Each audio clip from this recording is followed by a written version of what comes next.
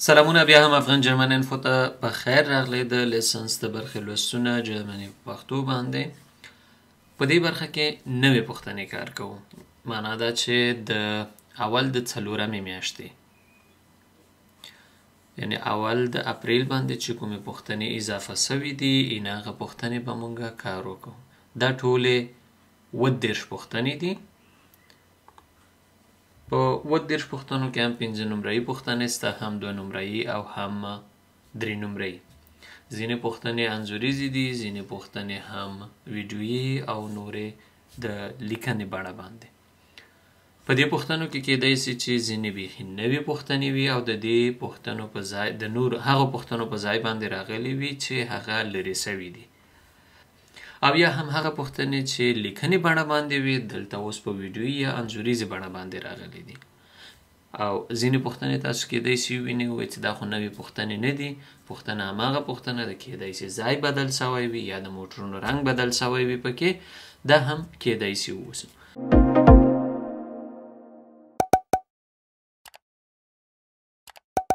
راځئ لزو لومړۍ پوښتنې ته. لومړۍ پوښتنه د 5 نمرو پوښتنه ده، ویډیو پوښتنه ده. ویډیو به وګورو. په ویډیو کې 50 کیلومتره په ساعت کې د موټر ځغاسته ده. په فورفاشتراسه کې یم. دې سړک ته مې باید پام وي چې د بایسکل سړک ده. راسته لاس اشاره مې ووهله، غواړم راسته لاس لاړ شم یا تاو شم په راسته سړک باندې، نو زه به چیش ته پام کوم. راځم ویډیو یو وار بیا ګورم. اوس زه پوه شوم چې راسته لاس ته دا موټر ځي، نو دې بایسکل ته مې پام باید وي. کله چې زه راسته خوا تاویږم دی اوس په ما باندې فورفارت لري. زه باید که پلی کس هم راځي دته باید زه لومړیتوب ورکړم چې تیر سي، که بایسکل هم راځي زه ورته لاره ورکړم باید دی تیر سي. Worauf müssen Sie hier beim Rechtsabbiegen achten? چیش ته باید پام وي کله چې تاسو راسته لاس ته تاویږئ یا په دغه سړک باندې تاویږئ؟ auf Gegenverkehr، را روان موټر، نه هغه سره زه کار نه لرم. auf das Motorrad، دلته کوم موټرغاد نسته ده یا دلته ولاړ ده. auf den Radfahrer، د دغه بایسکل چلوونکي لپاره باید زه دلته تم شم یا مې پام همدته وي. Ja, diese Frage wurde richtig beantwortet. دویمه پوښتنه د 5 نمرو پوښتنه ده، بیا هم ویډیویي پوښتنه ده. راځو ویډیو ګورو. په ویډیویي پوښتنو کې معمولا باید تاسو خپل هندارو کې دننه وګورئ او بیرون، بیا خپل سرعت ته وګورئ. ترافیکي لیکنه ته هم باید پام وکوئ چې د څه شي اجازه شته نسته. زه فورفارت لرم، یعنی لومړیتوب زما دی، زه کولی شم پرته له دې چې دلته بریک ونیسم لاړ شم. خو دا موټر سایکل چلوونکی ډېر تیز راغی، زه نه پوهېږم چې دی به ودرېږي که به ونه درېږي. راځو ګورئ. 50 کیلومتره په ساعت کې د موټر ځغاسته ده. د موټر سایکل چلوونکی راغی، ډېر سرعت تیز ده، معلوم نه ده چې دا به درېږي که به نه درېږي. خو زه څه کوم؟ wie verhalten Sie sich jetzt richtig؟ ته به وایي چې زه لومړیتوب لرم، خو درنه پوښتنه کوي چې دلته څنګه سم چلند کوي اوس. ich bremse leicht ab، زه همدا اوس استا یو بریک نیسم.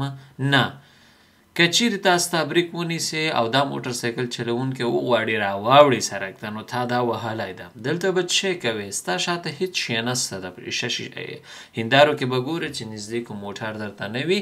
ich führe eine Gefahrbremsung durch. Gefahrbremsung durch دا معنی چې ته به داسې یو بریک نیسې، شترنګ به په دواړو لاسو کلک نیسې، چوکۍ ته به تکیه کوې، سر به کلک نیسې او په پښه باندې به په بریک زور اچوې چې جای په جای موټر ودرېږي. دې ته Gefahrbremsung وایي. هو، زه دا برمز یا دا بریک نیسم. ich überquere die Kreuzung zügig. زه تیز تیز له دغې څلور لارې نه تېرېږم. نه، دا کار زه نه کوم. یوازې Gefahrbremsung څومره زر چې کېږي زه باید ودرېږم. درېیمه پوښتنه د 4 نمرو پوښتنه ده، یو انځوریزه پوښتنه. په انځور کې ګورو بایسکل دی مانه مخکې، هخوانه هم موټر را روان ده. Womit müssen Sie in dieser Situation rechnen؟ د څه شي حساب مو کړی وي په دغه وخت کې، یعنی څه کېدای شي پېښ شي. Der Radfahrer schert nach links aus. schert links aus معنا ده چې چپ لاس ته به راواوړي یا چپ خوا ته به راواوړي دا بایسکل چلوونکی. کېدای شي mit Gegenverkehr، کېدای شي چې مخامخ نه یو څوک راسي، یا موټر وي که بایسکل وي هر څوک وي. Der Radfahrer steigt ab, um mich vorbeizulassen. د بایسکل چلوونکی د بایسکل نه کښته کېږي او په تمه پاتې کېږي ما ته لاره راکوي چې زه تېر سمه. نه کېدای سي مخامخ نه موټر راسي هو او کېدای سي دا بایسکل د دې موټر نه د مخکې کېدو لپاره زما د چپ لاس ته راواوړي او لاړ سي. هو دلته دا دواړه ځوابونه سم دي. څلورمه پوښتنه د څلورو نمرو ده. Sie fahren durch einen Tunnel. تاسو د یو ټونل نه تیریږئ. Welche Besonderheit besteht dabei? کومې ځانګړنې دلته باید په پام کې ونیول سي. Im Tunnel kann ich durch starke Fahrgeräusche abgelenkt werden. په تونل کې د ډېرې ګڼه ګوڼې له امله همداسې ډېر غږونه یا ډېر لوړ غږونه وي چې د دې له امله کېدای سي زما فکر خراب سي. Ho. Im Tunnel sind Sicherheitseinrichtungen wie Notausgänge und Notruftelefone ausgeschildert.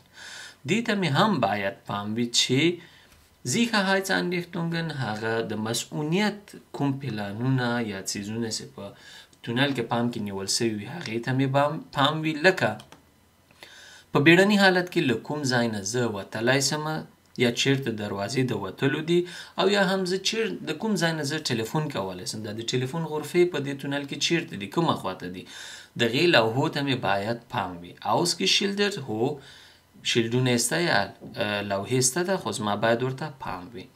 Im Tunnel kann ich durch Lichteffekt abgelenkt werden.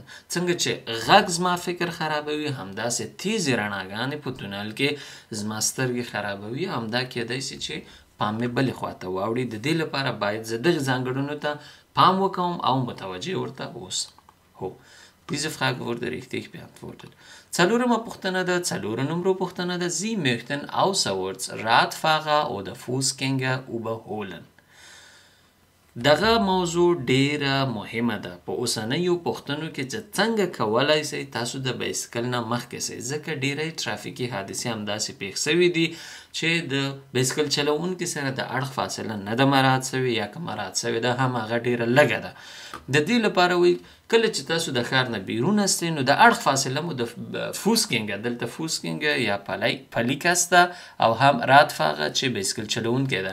کله چې تاسو دوی نه مخکې کیږئ دوی ستاسو د موټر په څنګ کې وي څومره باید تاسو فاصله ولرئ. Welche seitliche mindestens müssen Sie dabei einhalten? Mindestabstand. د اړخ فاصله لږ تر لږه څومره وي دا د اړخ فاصله دی.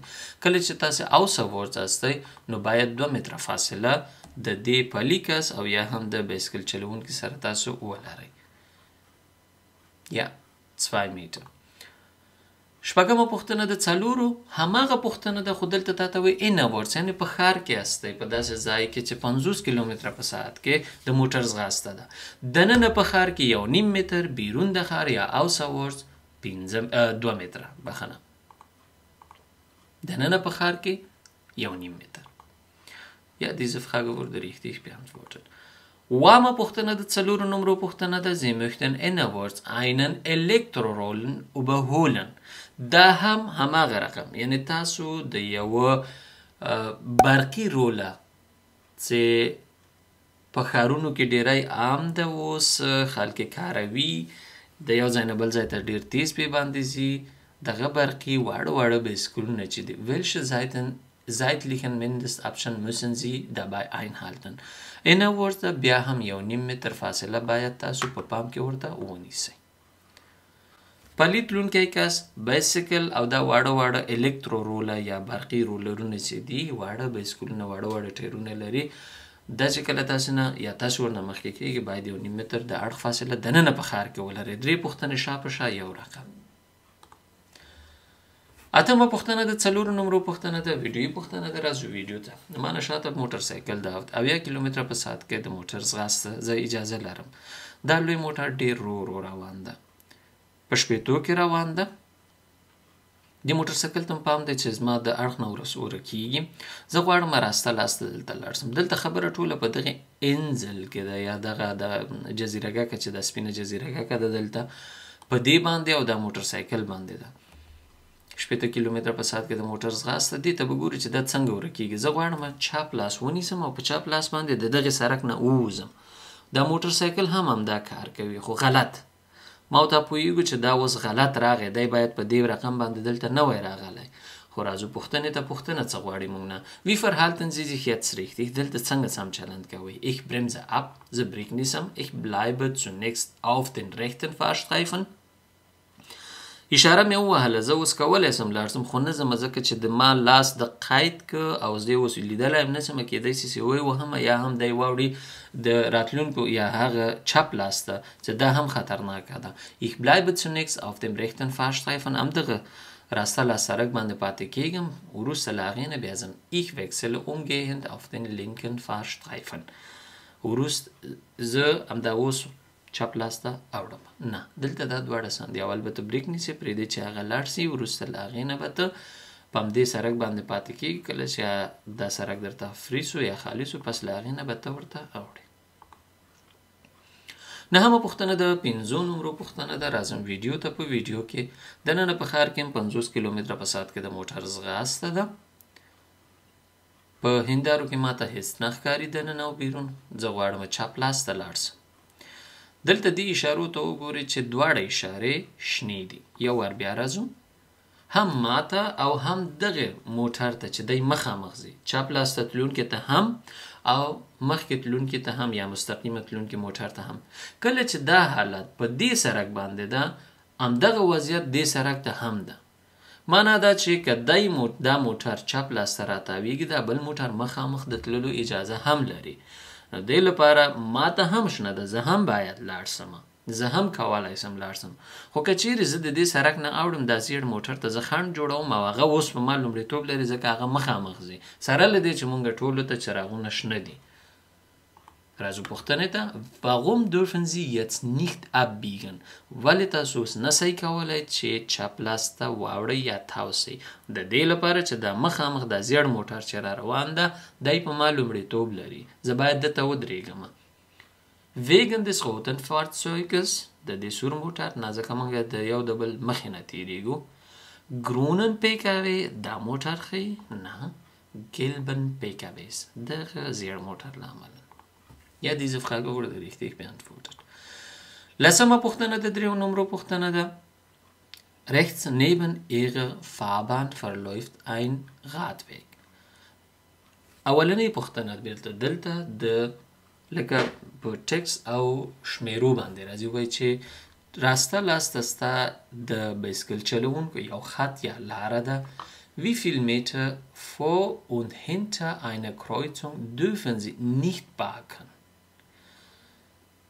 دغه څلور لارې چې ستاسو مخې ته راځي، څو متره د دې څلور لارې نه اخوا او څو متره د دې څلور لارې نه شاته، مخکې او شاته تاسو باید موټر پارک نه کوئ. 8 متره باید مونږه خپل موټر پارک نه کړو، یعنی اخوا ته هم د دې څلور لارې مونږه 8 متره پرېږدو، همدې خوا ته هم د څلور لارې 8 متره ځای وي.